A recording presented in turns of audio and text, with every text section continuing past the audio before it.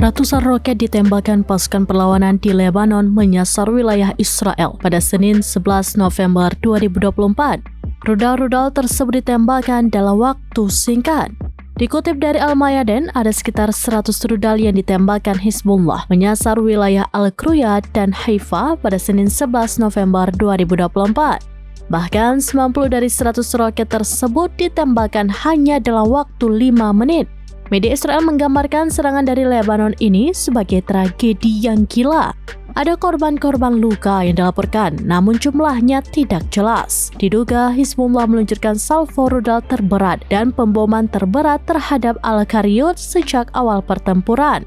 Tentara Israel mengakui bahwa rudal-rudal tersebut dilakukan dari desa-desa di Lebanon. Koresponden Al-Mayadin di selatan melaporkan bahwa salvo rudal yang diluncurkan ke wilayah pendudukan utara Palestina bersifat spesifik. 2 rudal diluncurkan setelah salvo terakhir. Wali kota Haifa, Yona Yahaf, buka suara terkait serangan ini.